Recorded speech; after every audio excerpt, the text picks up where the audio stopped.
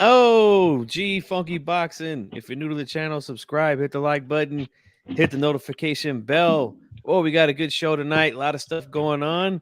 And I'm being joined by my co-host, Joseph Huron. How you doing, man? Oh, I'm doing great, brother. And I tell you what, thank you for once again carrying the load for Real Boxing or Real Talk with Rick Glazier on Monday nights. Seeing that I'm using one of the phones that Alexander Graham Bell originally made back in the Great Depression. But other than that, I'm doing great, man. So I'll have my computer set up tomorrow morning. So expect James Gogi to go live with me tomorrow night on Warwick Radio. Yes. So everything is right now in the world. Right. And we always look forward to hearing you and the coach, talk boxing. It's always great. So yeah, man, exciting. And we got some news that we're not going to share right now on the air, but some exciting news. Well, that's a nice teaser, dude. Yeah. Well, I like to tease my audience. You know what I'm saying? Oh, well, that's nice of you. Well, let's get to the chat real quick because we got some stuff we got to take care of already. Got my man Round One here, as always, one of my best subscribers. He says, so much to talk about. Yes, we do. And of course, big sister Lisa Bells with the $10 super chat. Woo-hoo! Thank you so much for the donation. We appreciate it. And yes, there it is right there. Peace to you as well. Thank you for the super chat. And hope you guys enjoy the show. We're going to do a jam-packed 60-minute show. And you know what? While we're at it, Joe, let's go ahead and open these phone lines, man. Let's go ahead. Yeah, let's do it. Let's open them up. If anybody wants to call, there's the number on the screen. You know, I really hope Dan Raphael actually calls in because I want to do his impression right in front of his face, just like I did 12 years ago for Adrian Broner versus Marcos Maidana. While he was eating a salad, I was there McMahon. No, I was there at the Alamodome as part of the press, and I was eating steak and a cheesecake, right, with Artie Palullo of Banner Promotions, Mark Livitz of Seconds Out.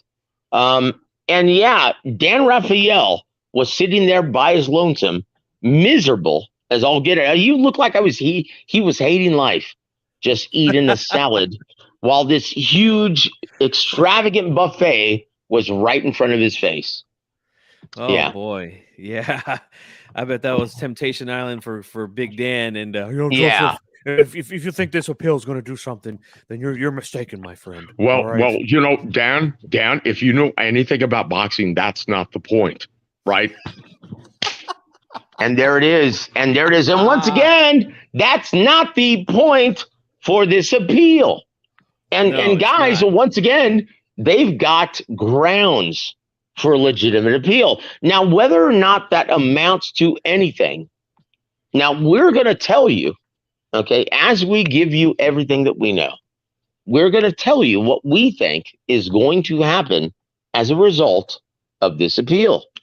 And guys, once again, if you're not completely on the nuts of Alexander Usyk and are looking at this as an unbiased spectator, then yes, you have to be obtuse if you don't think they have grounds, a legitimate grievance towards the WBA and referee Luis Pavon. Yeah, so let's read what was reported earlier today. I seen on Twitter, and this is Michael Benson, who's reporting. This is from actual Dan Rayfield. Speaking of Big Dan, where he says Daniel Dubois' promoter Frank Warren has now officially submitted their formal appeal to the WBA over the Alexander Usyk body shot low blow controversy, seeking for a result to be changed to a no contest and a rematch to be ordered. Joseph, I'm going to let you burn on this real quick, man. What do you know about this? What have you been hearing? Let us know, man. Well, here's the grounds for this, right? Now, once again, that's debatable.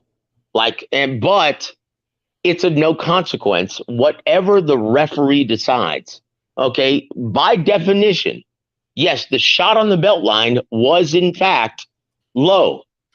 but it's up to the discretion of the referee in charge. Luis Pabon deemed it as a low blow, which is well within his rights, and it's an acceptable verdict. Here's the problem. In my conversation with George Warren, son of Frank Warren, from Queensbury Rules, he said, according to Don Charles, according to Daniel Dubois, the fighter in the ring, he said before, when Luis Pabon was going over the rules with them, he stated that a shot on the belt line was acceptable. Ooh. That's the problem, and that's what's not being reported. That's the entire foundation of their grievance with the WBA, as well as specifically Luis Pabon. Now, once again, he has a history. Now, I'm going to go into this. He has a history of favoring the A side irrationally. Now, keep in mind, I'm going to go back to, even though this fight took place in Russia, Vladimir Klitschko. Now, I'm referring now to Vladimir Klitschko versus Alexander Povetkin, former Olympian. Oh, right? My. Yeah. Okay, so I'm going back to that. And now, once again, when I watched that fight, I got flashbacks of WrestleMania 3. Joey Right? Morella. yeah, Joey Morella, exactly. So that was a terrible performance by Luis Pabon. Terrible job of officiating the main event. And once again, it was egregious. And it was heavily slanted towards Vladimir Klitschko. Okay, Yes. and once again, if you go back and are not slanted, are looking at this through unbiased lenses.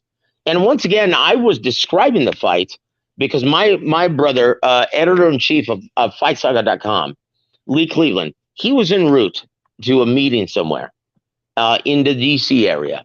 And he said, hey, call the fight for me because I can't see it. I can't listen to it. Call the fight like I'm listening to it on the radio so I can understand what's going on.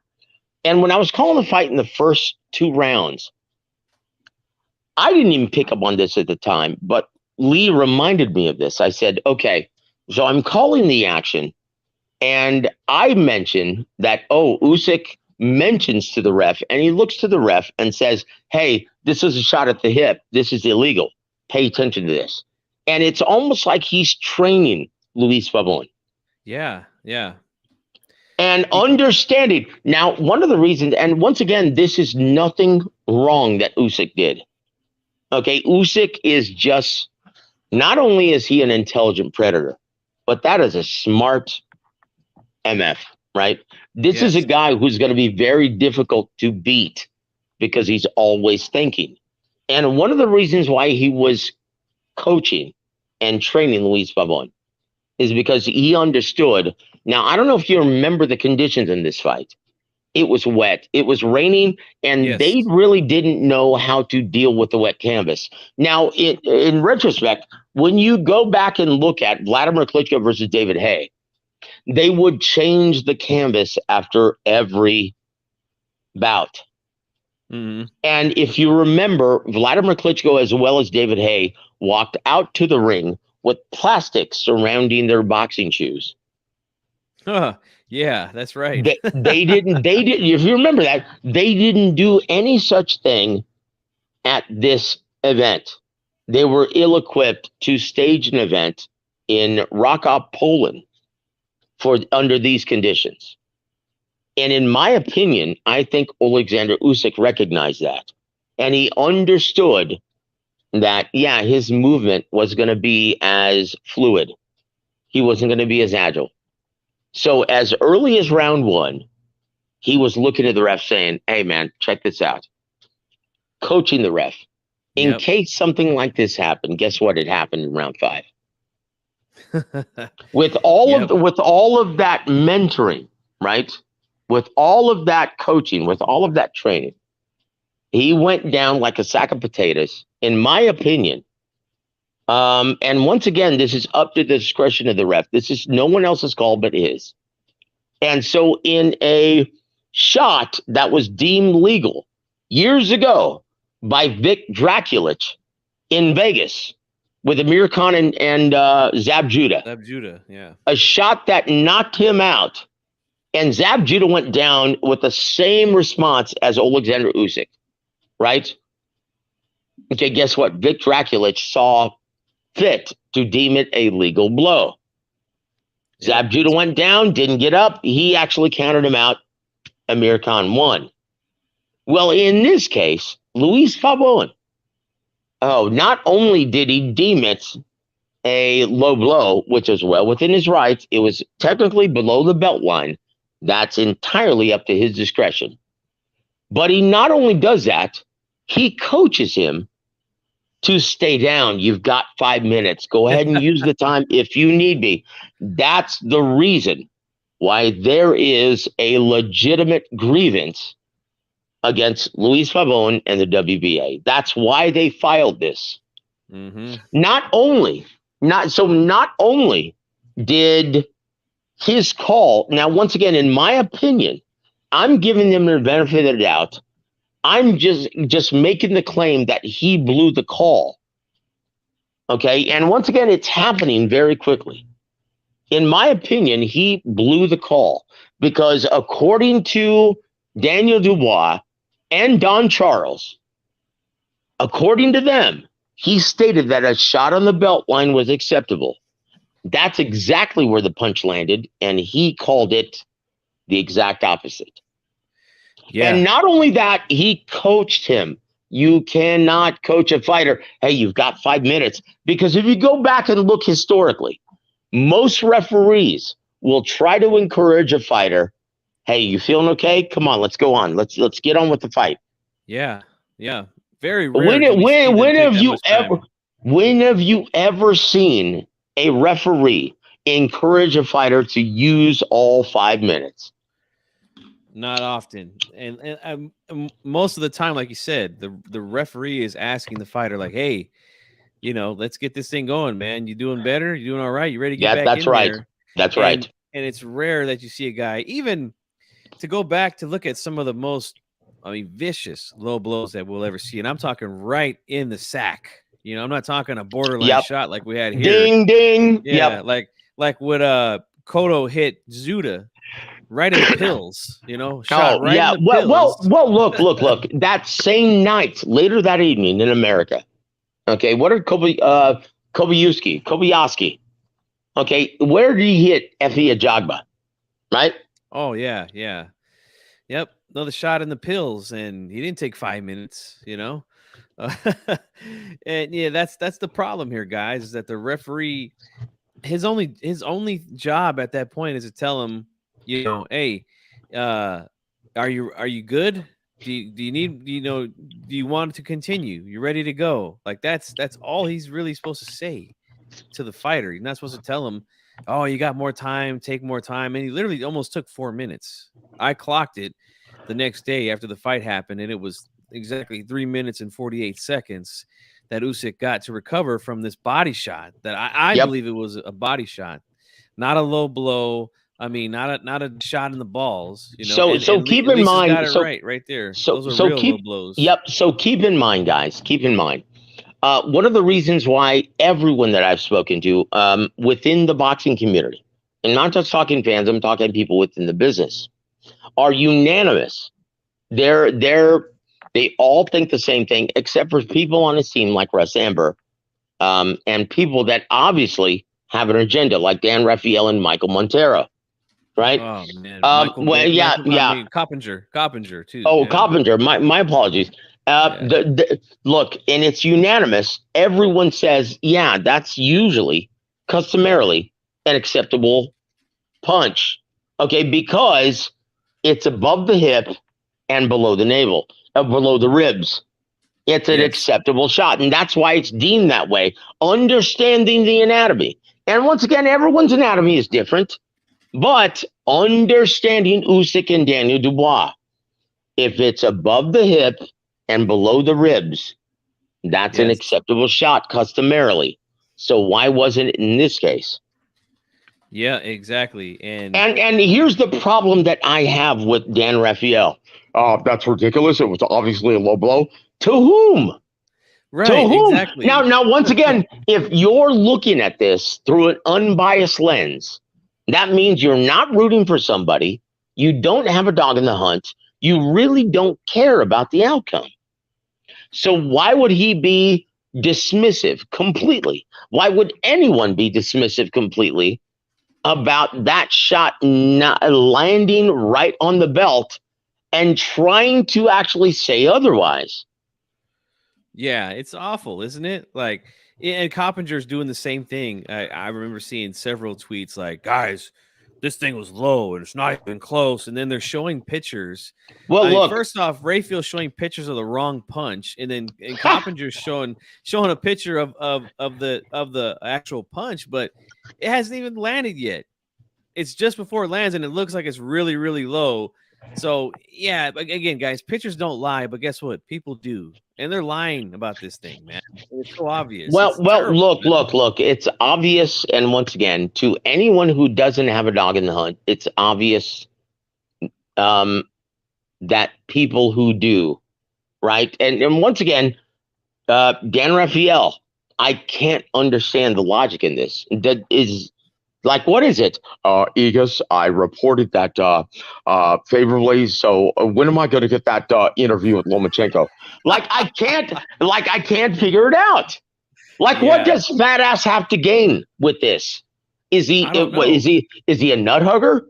Is he a dick rider? Does he so desperately want to see Usyk versus Tyson Fury that he doesn't want to? And once again, credit to Usyk for even taking this fight and not ditching this WBA title. Because say what you want about Daniel Dubois, okay? Any fight in the heavyweight division can derail your plans with one single punch. And we all saw that last week. It very well could have easily been ruled that way. And look, if you're banking on the you know what? He's a warrior. He would have gotten up within 10 seconds. You don't know that. You don't know that, Dan. Once again, Zab Judah. I'm going to go back to this because that's exactly what happened. Okay, once again, Amir Khan in the clinch landed a shot that was ruled a legal punch with veteran referee Vic Draculich in Vegas, and it was on pay-per-view. And Zab Judah, he went down, right? He went down and he never got up because he believed it was a low blow. Vic Draculich just counted him out with him curled up in the fetal position. So what makes everyone think that Usyk wouldn't have responded just like that? Right. It's funny, man. And again, it's obvious, man, that like he's pulling favorites here, man. Like, that was the funniest thing I've ever heard. He's a warrior. He would have got up if Pavone. You know what? And what the hell? What the hell does being a warrior have to do with anything that happened in the ring? Dubois is a warrior, also. All of these guys, that compete and take punishment for your entertainment, they're warriors. What the hell does that have to do with anything? It's silly, man. And they're all warriors, and guess what? They don't all get up from a good shot. You know, that's just the way boxing works. Now, once again, I have to give this disclaimer, though. Right? I have to give this disclaimer. All of this was up to the discretion of Luis Pavone. That's not the issue. The issue is, was he compromised? So once again, the nature of the grievances, okay, they feel that he actually told, once again, and this is according to Don Charles, his head trainer, and Daniel Dubois, that in the locker room, he designated this a shot on the belt line as a legal shot. And then he went ahead and ruled otherwise in the center of the ring during the action. Yep. And that's the big question that I had going in, after this fight, because when I went back and watched it, he never made that distinction. Yeah. Before at the final instructions, before the first bell, which is pretty typical of what you see. So that was the main question I was asking. What I want to know is, G, Why haven't any of these new media cocksuckers, right, asked Usyk, well, before the fight, did Luis Fabon tell you what was legal and what wasn't? What was acceptable and what wasn't? You haven't heard that. And why? Because real journalism doesn't exist within boxing. Yep. You've got a bunch of dickheads, pardon my French, looking for a free handout, wanting to get credentialed to the next event. They don't want to piss off a promoter. They don't want to kibosh their opportunity and get an interview with this guy. So, and once again, if you think any of these writers, and once again, I did this for years. If you think any of these guys at ringside aren't interested, well, once again, if you think that they're not looking for that handout, then you're sadly mistaken. I see it all. I used to see it all the time. All they do is suck up to the promoter so they can get their interview and they can get a ringside seat to the next event. That's it. Yeah, it's terrible, man. How, again, why aren't these guys asking that question? Where was he determined? They keep reciting the rules from the ABC, right? That has nothing to do with this. Exactly. Because it's ultimately up to the discretion of the referee. The referee. He made the call, but once again, it's inconsistent with what he told both fighters in the locker room. Yep. Why not ask that question? And I'll tell you why. Because new media is not unbiased. They do not want the truth. They're not interested in it. They're interested in their next interview. That's it. Yeah. Terrible, man. Terrible. Like you said, the journalism is just gone these days, and like journalism has been dead in America for at least 25 years. Yeah. Real journalism. That's what I'm saying. Real journalism didn't care. Real journalism called it right down the line. Yeah. They were unbiased spectators just reporting. Now you give me anyone on the beat today, and you ask any of them if they don't have a favorite fighter, right? You ask them. And look, all of these assholes have their favorites, and their money depends on it. That's the problem. Yes, sir. And it's a major problem because they're not asking the proper questions. They're too busy defending their fighter instead of actually investigating and saying, hey, look, why not find out where Pabon ruled, what was good and what isn't? And we've seen several fights in the past, guys. And I've had to make this point to a few people on social media that, look, I showed footage of Tony Weeks, who was the referee for Andre Ward versus Sergey Kovalev, the rematch. Yep. And clearly you can see Kovalev's navel, right? Because that's what these guys are going off of, what the ABC rule says.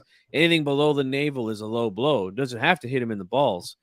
Well, in that fight, we've seen Tony Weeks touch the belt line of the man's trunks, which were below his navel, and say, right here is good. Anything below that is low. That's what makes that's the difference here, guys. Pabon never did that. If he did it in the locker room, we need to know what was said. That's what I was saying immediately that Saturday night. Now that this news has come out, now we know. Now we know exactly what was said and what he was to determine. Now, low and not low. Now, once again, the big issue isn't. Hey, Luis Fabon, he actually ruled it, and in my opinion, giving him the benefit of the doubt, he blew the call, right? He blew the call because what he said in the locker room is completely contradictory to how he ruled. But once again, giving him the benefit of the doubt, it happens very quickly. And perhaps he thought, especially with Usyk getting the Oscar for Best Supporting Actor, he automatically thought, well, it's probably a low blow. And once again, you have to go back to Usyk, the brilliant job of training the referee, pointing to every single shot that was at the hip, below the belt, doing a great job of setting the table, influencing the ref. And once again, that's not Usyk's fault. That's not his problem. Yeah, the referee, his job is to enforce the rules and, again, be consistent with what he determined to be low and not be low. And guys, with all this going on, of course, you know me. This is what I like to do. I like to reach out to the experts. All right. So, yes, Ray Corona will be coming on in a couple weeks. Yes, I had him on last year around this time. He's coming on again. And you bet your ass we're going to be talking about this topic. I've already spoken to refs about this at the last event that I was in. And I brought this up because it happened on the day. In San Antonio, I was doing commentary for a regional show. And I asked both referees, including Hall of Fame Texas referee Rafael Ramos. You know who he is, yes, right? Sir. And he said, yeah, there's nothing wrong with the belt line. And he said the exact same thing I did. And this is why I said it. I was regurgitating what he said. Oh, anything above the hip and below the ribs, that's still a legal shot. Yes, sir. Now, it might feel differently to a fighter than you explained to me because the cup moves around and it sometimes gets higher when you're actually moving around when you're fighting. And so it might have like affected that area, but anything usually on the belt line is legal. But once again, that's up to the discretion of the ref, and that's his call. But once again, just like calling a halt to the bout, everything is up to the discretion of the third man in the ring, right? It's all up to him. So here's what's going to happen, guys, by this grievance. Precedent has already been set, and once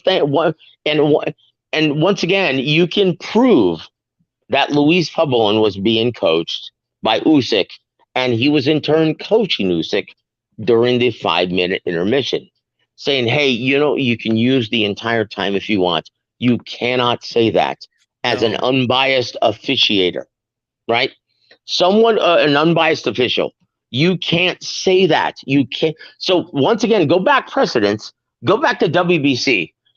When Juan Manuel Marquez was flying Jim Rex Jaca in Hidalgo, Texas, at the State Farm Arena, over 10 years ago, right? Lawrence Cole, the best referee in boxing, right?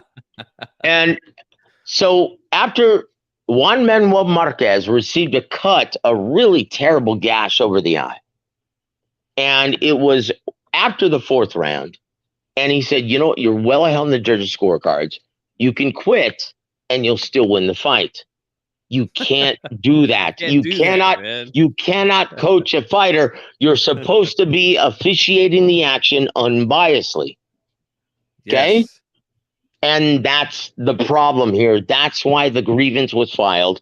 And so what's going to happen is Luis Pabon, because of that precedent, he's going to get suspended for at least 6 months, not being able to call a fight for that time. And WBA will keep Daniel Dubois as the mandatory challenger to face the winner next year, possibly Fury versus Usyk. So once again, they're not going to rule their own contest. They're not going to overturn the verdict.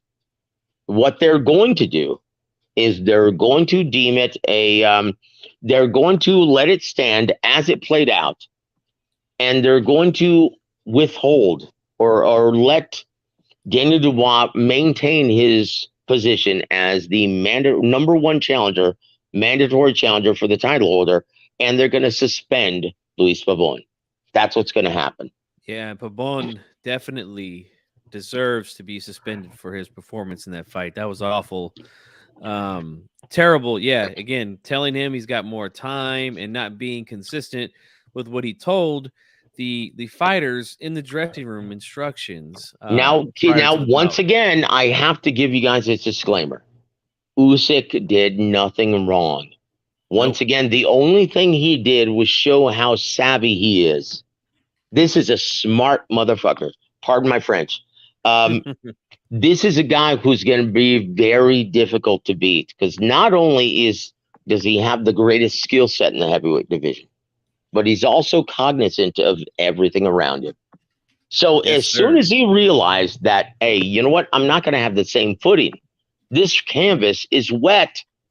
Okay, I'm not going to be able to push off with my left foot and turn the corner like I usually can. So guess what? As early as round 1, I'm going to be showing referee Luis Pavon that these punches are questionable and they're illegal. I'm going to plant that seed in his head because you know what? I have a feeling that this is going to come up later on in the fight, and it did. Maybe I'm giving Usyk more benefit of the doubt than he deserves, but I don't think so. He is that intelligent. Okay, and this is going to be a very difficult fighter to beat. And let me just state this once again. Usyk did nothing wrong. He played the ref. He played the ref. And, that's to no fault of his. Yep. And before we move on, this is the funny thing is like if you think it was a fair shot, then you got guys calling you a hater, and all this nonsense. No, man, it's just the way that I saw the punch, man. It was right on the belt. Well, once again, G Funky, if you have no dog in the hunt, you don't pay attention to any of that shit, right? Because once again, I get that all the time. Like when I talked about Terrence Crawford not knowing dick about the business of boxing. And once again, his comments about the business of boxing, biting the hand that fed him, right? Making him the fighter that he is today, right?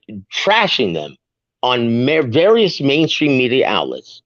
When I called him out for that, boy, guess what? Being like, for some reason, all of a sudden, Terrence Crawford has 1 million fans now. And I'm like, where the fuck were you guys when he fought Amir Khan on pay-per-view? Yeah. Where the hell were you guys when he fought David Avanesian on BLK Prime?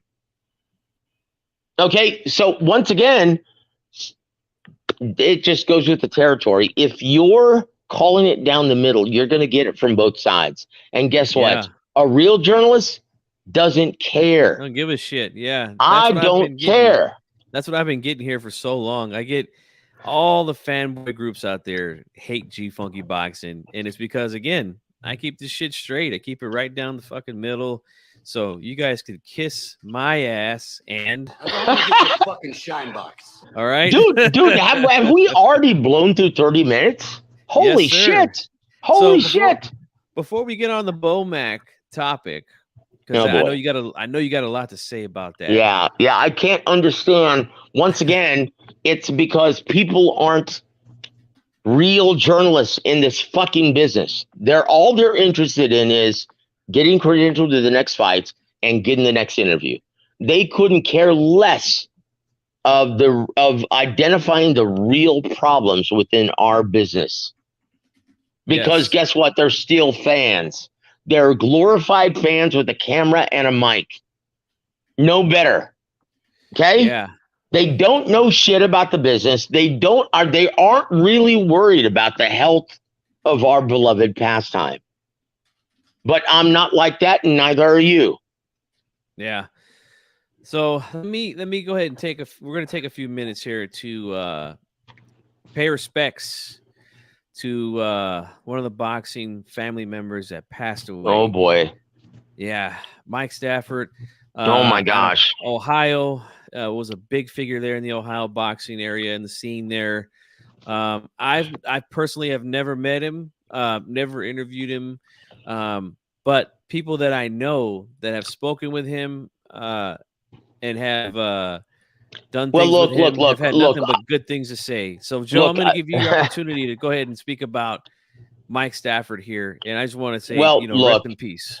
I got to know him personally when he came into town with Adrian Broner and the promoter that I was working with at the time, Rick Morones from TMB Promotions. They were working out at his gym the week of the fight, and I got to know Mike Stafford, got to spend a lot of time with him. And let me tell you, this is a guy who, a lot like Emmanuel Stewart, didn't have a selfish bone in his body. He was one of the great mentors of boxing, taking kids out of a terrible situation and giving them some positivity in their lives. Okay, you look at just his two most recent, right? Adrian Broner, Rashad Warren, Yeah. right? Rashid Warren, my apologies. And once again, he was not only a great teacher of the fundamentals, one of the last of the Mohicans in teaching a fighter how to defend himself and work proficiently on the inside, in the pocket. But he also taught you how to live, giving these guys a foundation, a fighting chance of becoming a success in life. He didn't give a shit about whether you were a success in the ring. He gave a shit about whether you were a success in life. That's what separated Mike Stafford from everyone else in boxing. A la Barry Hunter, a la Emmanuel Stewart, he was one of the good guys. And he selflessly gave himself not only to the promotion of boxing, but to all of his community, all of the kids who depended on him and looked to him for that guiding light, that beacon of goodness. Guys, today we just lost a great one. And what's amazing is I remember working with Emmanuel Stewart, and I brought up Mike Stafford, and he goes, "Oh, let me tell you, we always knew we were in for a fight." Because once again, Ohio, right there next to Michigan, and they always fought in the amateur competitions. And he would always tell me, when we looked at that grid and we saw Cincinnati kids, we knew we were in for a good fight, because Mike Stafford's an excellent teacher, excellent mentor. And everything about Mike was good. Everything about Mike was good. And you will never hear anything negative that anyone has to say about Mike within the business. Guys, today we lost a great one who dedicated his life not only to the sport of boxing, but to the children that he helped give a fighting chance to succeed in life. Rest in peace, Mike Stafford. You're going to be sorely missed within the boxing community. Yes, indeed. And like I said, I've never met the guy or done any work with the guy, but anybody that I've known that has, including yourself, Joseph, has had nothing but good things to say about Mike Stafford. And again, his impact on the sport has been huge. And look, the only negative thing I will say about Mike Stafford is a long time ago, 12 years ago, when I was hosting the Pugilist Corner on East Side Boxing, which is now Boxing News 24. I booked, and this is one of the reasons why I stopped doing this. I used to book within a 2-hour show 6 guests, right? Each with 20-minute segments. I booked Mike Stafford a full trainers episode, right? Because I wanted everyone to pick the brain of the best trainers in boxing. And at that time, Adrian Broner was the quickest rising star in boxing. This is before he ever won a world title, right? But, maybe he already won the title at 130. But he was quickly becoming the toast of the boxing community. And Mike Stafford was the guy, right? That was his head trainer. That was his mentor. That was a guy who basically taught him how to open up a bank account, right? And Mike Stafford was very clear in sharing all of that. And so the only negative thing I have to say about Mike Stafford is that he doesn't know when to stop talking. Just like me. So I can't say that's a bad thing, because I suffer from that as well. But I will say this. So I had Virgil Hunter booked after the 20-minute segment right after Mike Stafford. And Mike Stafford would not leave the show. He kept on talking and kept on talking. And I would try to get him off, and he wouldn't go, because he loved being on the air. And if you know Mike Stafford, he is such a friendly, jovial, good guy that he just loves to talk, right? Because he always has something important to say. And so while I really enjoyed my conversation with Mike Stafford, like in the back now, Virgil Hunter's waiting in the queue. He's on the phone.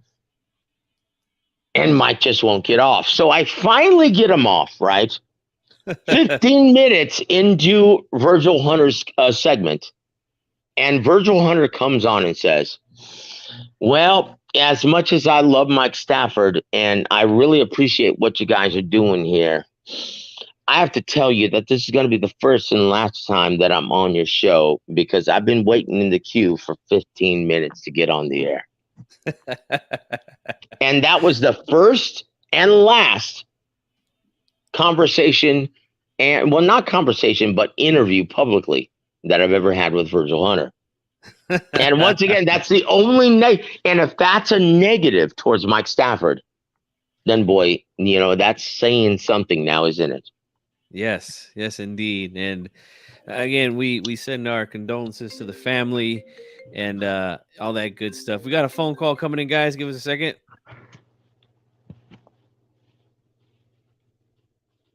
Well, guys, I tell you what, thank you for once again joining us on this beautiful, and it looks like we have, how much time do we have left? We have 20 minutes left. 20 minutes, and we got a call here from my man 206. What's going on, 206? Hey, we are young. Love is a battlefield. Little Pat Benatar. I love that. You know what, brother? I love me some Pat Benatar. That's beautiful, man. What's on your mind, brother? My bad. I have that playing over and over again right now. But dude, is this the boxing historian? Yes, it is. Yes. How you doing, my friend? Hello, Joe. How you doing, brother? I'm doing great. Well, you're not Daniel Dubois and you're not Frank Warren, so yes, you're doing better than they are. Oh shit. Well, I mean, you know what? Listen, I'm gonna say this. The picture. I mean, according to what the referees say about the belt line, but we understand. They pull them damn trunks up almost all the way to the halfway of the belly button. So I don't know. Maybe the cup may have shifted. Maybe. Because sometimes that can happen. But so let me ask you this. Then hold on. Let me ask you this, TBH. So how is that the ref's problem? It's not the ref. Well, not necessarily. Exactly. So once again, if you have your trunks pulled up over the rib protector, that's not the ref's problem. Once again, everyone that I talk to, as you have as well, that belt line that's above the hip bone and below the ribs is customarily a legal shot. Yeah. Yeah. Man, yeah. Go ahead, bro. Go ahead. Okay. Let me think. I mean, listen. I don't know. I mean, did Usyk play it? I don't know. I don't know if he played it or if the cup moved on him. But hey, I mean, shit. He was on the ground for a pretty lengthy time. But I'm gonna say this: Daniel Dubois did not help his own favors. I mean, he didn't do himself any favors, by giving up. I mean, like, man. Dubois, now look. If you're Daniel Charles or Don Charles, right? And if Daniel Dubois is directed to the neutral corner the whole time, if I'm his trainer, I'm yelling at him the entire time. Jump on his ass as soon as he calls time in. Yes. And so once again, none of that happened. So once again, is any of this Usyk's fault? No, it's not. He did what he had to do. No one is faulting Usyk, but the problem here is the ref blew the call. He contradicted everything that he told Daniel Dubois and Don Charles. That's a legal shot. And then he called the absolute opposite during the fight. That's the problem. That's why they filed the grievance. And the problem that we have is that writers are not identifying this. And they're being purposely obtuse, almost like they have an agenda. That's the problem that we have with all of this. Yeah. What is your opinion on that, boxing historian because Dan Raphael, Coppinger, and Montero. And look, I'm cool with Montero, but I fully disagree with him on this. Look, in my opinion, he's turned into a fanboy. Like once again, I just call it like I see it. I know the difference between both. And he's turned into a know-nothing fanboy. I thought he was different. But once again, true colors always prevail. Yeah, what is your thoughts on that? How they're not asking about, where he determined to be low and good, boxing historian? I'm gonna say this, Dan Raphael. I mean, you already know how I feel about that fat ass. I mean, you don't know shit about boxing. You don't know shit, DBH.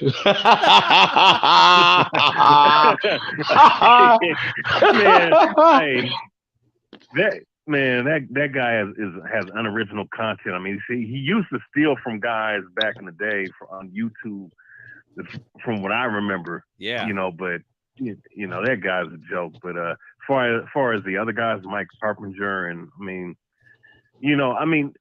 listen, do we all have biases? I mean, or people we have preferential treatment because maybe we like their style or their background or their nationality? Maybe, most likely. But I mean, I think some of these guys they're not cut from the cloth from actually being contributors to boxing as far as writing is concerned. Good point. Good point, man. I agree with that wholeheartedly. And once again, guys, if you're reporting, okay, call it down the line. Now, I defy anyone to tell me who my favorite fighters are. You will never hear it in my commentary. You'll never read it in my articles. And you know why? Because I know how to separate the two. So why can't these guys? Yeah, and if you do have a favorite fighter or someone that you just flat out support, just say it. There's no harm in that either. I mean, if you're a reporter, it's different, but well, why not? That's what all new media members do. Oh, I know, but everybody it's egregious too. It's egregious. And once again, even you, G Funky, will never be able to tell me who my favorite fighters are, and I defy you to do it. And you can't do it because I've never given you an indication as to who those guys are. Right. And I've told my audience here who I support, who my favorite fighter is today. Most of them know that, and that's Jose Ramirez. And that's because not only do I think he's a good fighter, great guy, what he does in the community here, great guy. So there's nothing wrong with that. But again, being honest, like when he lost to Josh Taylor, like I didn't come out here and make excuses like a lot of these guys do. And I just said, hey, look, he was beat by the better man. It is what it is. He's got to come back strong, Yep. But yeah, that's a good point that you put out there, 206, that these guys maybe they don't got it. They're not cut out for covering this game, Well, I'm gonna say this, as much as people dislike certain elements of Larry Merchant. And who's the other guy from HBO? Harold Lindemann. Jim Lampley. One thing. Lampley, yeah. Harold Lindemann, Jim Lampley. I'm gonna say this. Even though there were certain things I didn't like about them, some of the commentary and whatnot. One thing I will give them is that they were unbiased and you know what? No, they were biased. They to a degree, but they were. But one thing they did do, they called everybody out, and I'll give them that. Yep. When it comes to these guys today, these new writers and these new boxing people, I kind of miss those older guys, man, because at least even though they can be a nuisance, but you need somebody that has a contrary opinion to call certain elements of things out.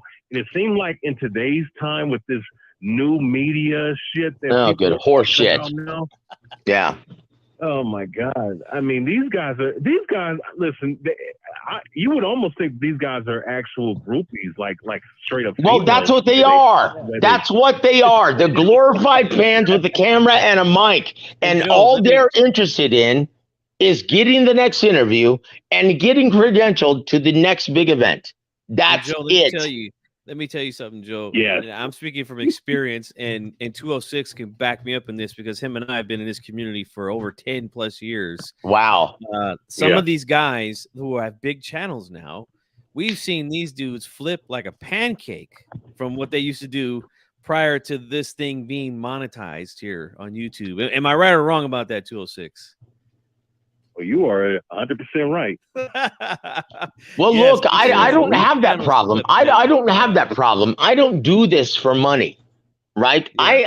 I'm fine monetarily. I do a lot of other things for money, including work in this business as a commentator, ring announcer, and I go out and hunt down sponsorship, much needed sponsorship for regional promoters. That's what I'm doing right now. I'm securing sponsorship for an event that's going to happen in San Antonio on October 7th. I do just fine monetarily, and including having my own business. I've had my own business for the past 20 years. So I'm not on YouTube to grab a buck. So I couldn't care less what fans think. I couldn't care less what cocksuckers like Dan Raphael and Mike Coppinger think. Okay, once again, my only bias as a real journalist is the health of the sport.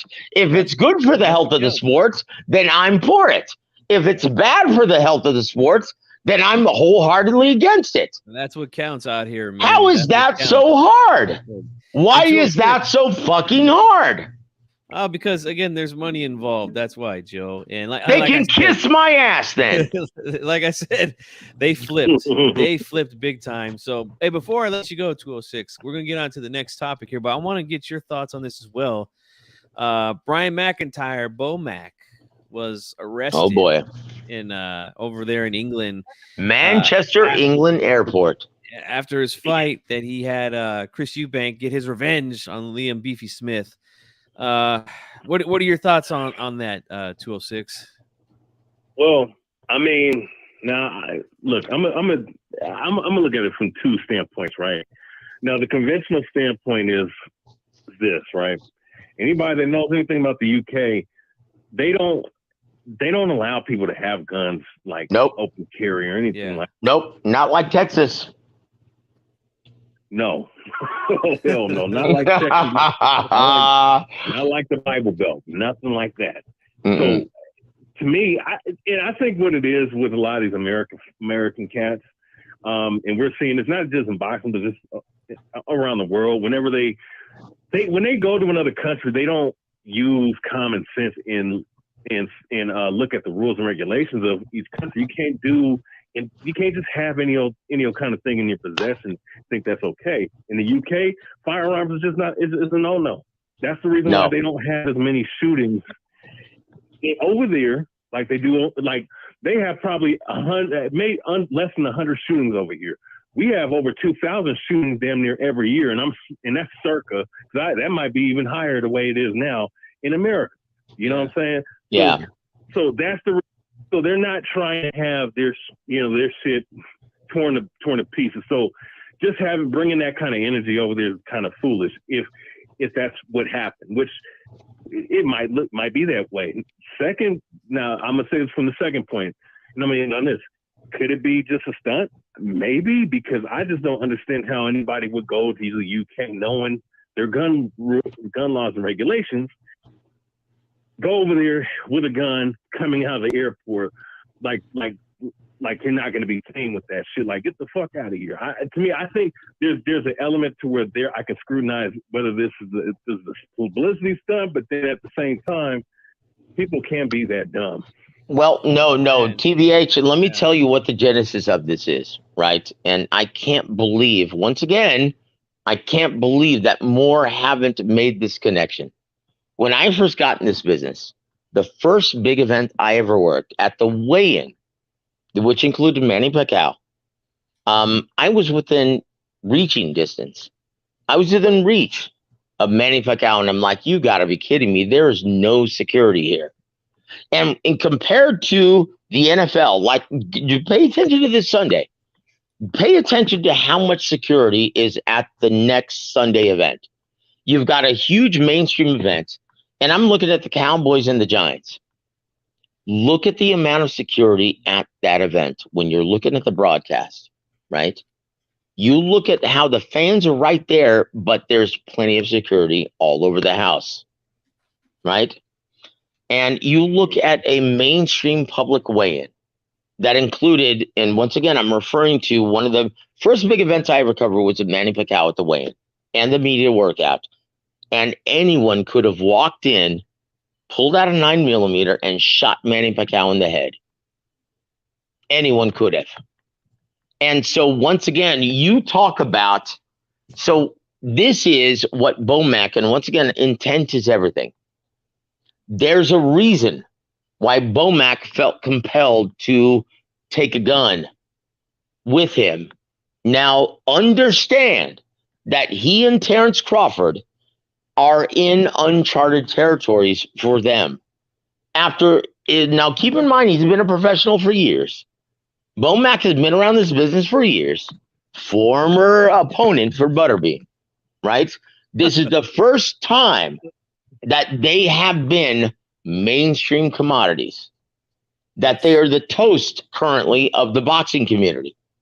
Now, when you couple that with the fact that many people aren't sitting well, and aren't good mentally with how he, beat the brakes off of Errol Spence Jr. Now, there's a reason now, guys, why Floyd and Mayweather thought the wiser of saying, oh, shit, man, you know what? There isn't any security at any of these events. You know what? I'm going to have to take it in my own hands and protect myself. So I'm going to hire these 4 behemoths to follow me around everywhere publicly, because the boxing community, promoters, networks, state athletic commission members aren't doing it for me. So I'm going to have to do this myself. And people criticized him for it, not understanding that the lack of security, minimal security at these big mainstream fan accessible events are really bad. They're at a minimum. So you look at BoMac now with his newfound fame, with his superstar fighter. So that's the only reason why this guy felt compelled to protect himself at all times. Once again, not just an ideology that takes place in the ring. Yeah, I mean, it's a good point that I could definitely agree with.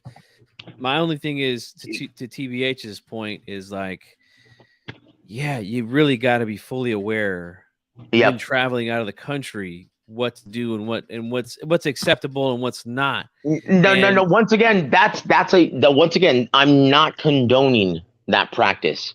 Once again, he made a very foolish decision. That's just look. I'm not trying to cast aspersions. BoMac's a good guy, but that is a special kind of stupid, to be honest with you. But this, my point is, this doesn't happen if promoters take the instead of spending tens of thousands of dollars on drug testing, spend a little bit more money on the appropriate amount of security that's required for our superstars to partake in these events. Yeah, and we're not even talking club shows, which I've been to a lot here in my area and covered a lot of them. Yeah, security is just awful. It's amazing how much more easily accessible these fighters are compared to other sports, isn't it? Yeah. When I went to a show, I did an interview with at a club show here. I did an interview with a fighter right there. He was literally talking with his family that was just a few rows behind the press row where I was at, and I just walked up over there. I said, "Hey, man, let's do something real quick." But yeah, it was very easily accessible. And again, to get back to what TBH had to say, I'll say this: a friend of mine, Gail Falkenthal, that writes for New York Fights, reported that BoMac actually traveled there privately on a private jet, which I guess explains how he was able to bring this firearm to another country, and then booked himself a commercial flight back home, and that's when he got busted with the firearm. And it's like you almost have to, like, I don't know, like, did you forget you had it on you or something? Like I just don't know. I just don't know. I mean, that's crazy, isn't it, guys? Yeah. Well, look, Yeah, man, it was a foolish decision, but once again, it should, and it's not for some reason, because somehow dingleberries like Dan Raphael, Mike Coppinger, and whomever are beat writers in this business are not making this connection. But I when I heard about this though, I automatically was sent back to my first big event in this business almost 20 years ago when I was just a beat writer, right? And I was in shock how easily accessible all of our favorite fighters are. The biggest stars of this sport, you can reach out and touch them. And I'm speaking for the fans as well. And once again, there is no security.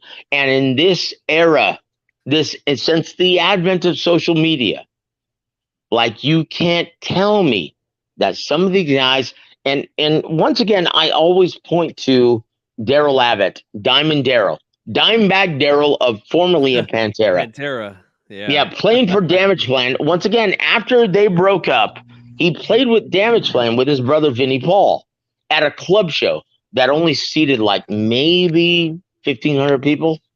Some asshole who was a disgruntled Pantera fan who blamed their breaking up on Daryl Abbott exclusively, snuck into the show with little security, shot him in the forehead on stage, and he was dead on the spot. Yeah. Guys, we can't afford that to happen to our beloved boxing with the bad reputation that we already have. Guys, wake up.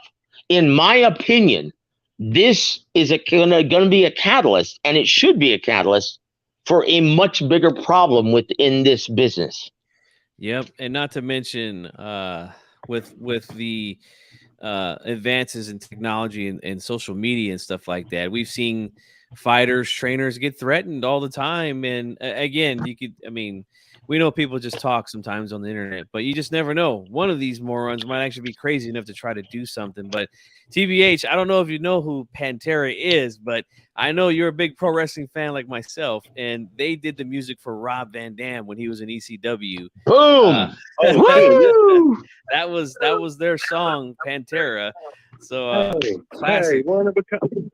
That's man. Yeah, man, that was great stuff there. I can't believe that shit is 20 years old, man. God damn. Unbelievable, isn't it? well, TBH, man, I'll let you say your final words. We'll let you go because we're going to wrap this one up here too, man. Oh, yeah, no doubt. I'm just real quick, man. Hey, salute to D Funky Boxing, man. Hey, subscribe. Salute to Joseph Henry, boxing, I don't know. I mean, I'll just say this with boxing, and the reason why I haven't been on YouTube as much is because boxing's been very mediocre with the talking. I mean, we've been getting fights, and that's great. But as far as this YouTube boxing shit, this is getting on my fucking nerves. I mean, I did it live. Come back. So I'm gonna be back. You know what I'm saying? This week and doing it again. It's just been mediocre, man. So that's all. But I do show support and love for cats that know the boxing. So saludo. Hey, man, that's great to hear that you're going to be coming back and making videos here again. And reach out, man. Don't be afraid to reach out, and we'll do something together, man. Oh yeah, nope. Always good. It's always good talking with you, brother. All right. Oh yeah, likewise. All Take care, TBH. God bless you, brother. Let's give my man a hand, all right, for the phone call. I've known that guy for a long time here on YouTube, and it's always cool to talk boxing with him, man. T-Funky, you don't know shit. You don't know what you're talking about. That was clearly a low blow. You know what? I do love Caesar salad, and you know what? Damn you for thinking that I don't. Thank you, Big Dan. Appreciate that. So, Joe, I'm gonna let you go ahead and give your final thoughts here on the show. Anything you want to talk about, if you want to touch on the topics we had here or anything else, man, go right ahead. I thank everybody who's showed up here. My aunt Kamikaze, Lance Meyer. I see quite a few other people up there too. Thank you all for being here. Don't forget to hit the like button for me, guys. Go ahead, Joe. Look, I'll say this, guys. BoMac and Terrence Crawford both. As much as I've criticized Terrence Crawford for his, lack of business acumen within the sport, right, and blaming, casting aspersions on the great people who made this sport what it is, and I'm talking about specifically to Bob Arum, that has nothing to do with their character. That just has everything to do with their lack of business acumen within this sport, right? Once again, the character of BoMac is in question here. He's a good guy. I've spoken to him several times, even though I haven't spoken to him personally in almost a year. He's a very good guy, and he's a very honest guy. And he treading on new waters, right? A new territory. He and his fighter, Terrence Crawford, have become somewhat overnight sensations. They are now mainstream commodities because of his brilliant performance against Errol Spence. And this is a gentleman who, once again, just does not know, protocol and how to defend himself. And once again, this is an ideology for him now that isn't just confined in the ring. Protect yourself at all times. This is a guy who is now, receives a lot of criticism online and a lot of praise. With that said, this exposes a much bigger dilemma within our business. Guys, promoters, state athletic commissions, they have to heighten security.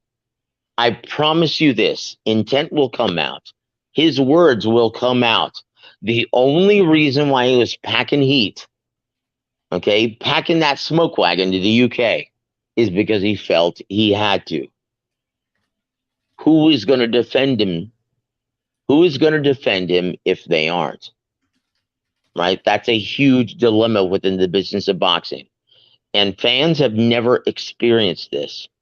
So it's up to us who have been in this business for a considerable amount of time to showcase this to them, to bring this to them, to expose this to them. And to my dismay, no one else besides myself have pointed this out. And for that, journalists need to check themselves and question, why am I doing this? Are you doing this for the health of the sport, or are you doing this for your own gain? Right. Good point, man. Hey, give him a hand for that. Well said, as always, Joe. And, I didn't even think about that until you brought that to my attention. Now, when I did the show, the Top Rank show in Stockton early this year, of course, because I got credentialed and, I'm sitting there in press row, the fighters are walking, they know we're part of the press. So, of course, they come around us. We're going to, hey, man, can we talk to you for a second? Blah, blah, blah, whatever. But that show, when Jose Ramirez showed up, Nate Diaz showed up, Richard Torres showed up, they were all there ringside watching the fights. And I'm telling you guys, in between the fights, fans literally mobbed all three of these guys. And I mean, I'm talking, these were just regular fans that paid money to get into the arena. Now, of course, there's metal detectors there, and that's good. But let me ask you something. Let me ask you something. Do metal detectors pick up a Glock? No, I don't think so. No, it's made of ceramic. It's ceramic. No, it doesn't. It isn't detected by those things. Yeah. So, yep, it's it was quite shocking to see that. I was like, wow. And look, I took it as like, hey, these guys are, they like to interact with the fans. They're good guys. They're not trying to act like they're above the fans like we see some fighters do. Which is a good thing. But again, could be dangerous. Could be very dangerous. And our guy here, Kamikaze, here is asking, do you think BoMac will face serious jail time? I mean, God, there's a good possibility because of the laws over there in England on guns. Look, I will say this, and once again, Guys, the business of boxing, it's failed him. Okay, this is a gentleman who thought the wiser to take matters into his own hands. Okay? And there's a reason for that. Because he understood that security isn't what it should be at this level. Guys, understand that we need to protect our superstars of boxing. The tens of thousands of dollars that idiots like Eddie Hearn are paying for drug testing. And why? There's no steep penalty. No one cares, not even the fighters who are taking the risks. Guys, use some of that money to pay for heightened security. Indeed. The sport depends on it. And that's a question that I'll be asking Dr. Margaret Goodman in a couple of weeks when she comes on the show. I'll be asking her, why is it so expensive for fighters and promoters to pay for drugs? Well, not only that, why isn't there a steep penalty for this? Like, once again, what's the point? What's the point of this drug testing? What's the point of spending tens of thousands of dollars in every major event if there's not going to be a damn penalty? What's the point? Yep. All this will be asked, guys. So make sure that if you're new, you subscribe and hit the notification bell. This way you don't miss out on that interview. September, when is it? I'm sorry, guys. I think it was this. See, this is why I'm getting old and everything has to be written down for me. All right. Well, then I can't wait till you're my age, brother. Yeah. The 19th, guys, at 10 a.m. Pacific, which is 1 p.m. Eastern time. Dr. Goodman will be joining us from VADA. So make sure you're there for that one. And thank you, Joseph, as always, for joining me, man. It's always great talking with you. What do you got lined up this week, man? I know your computer is on its way, so you're going to be back in the swing of things, right? Well, look, my computer just arrived, and I'll be visiting with Coach Maestro, the boxing savant, James Gogi, tomorrow to help us break down and offer a beautiful preview of the, seemingly imminent showdown for the vacant WBC lightweight championship, Shakur Stevenson versus Frank Martin.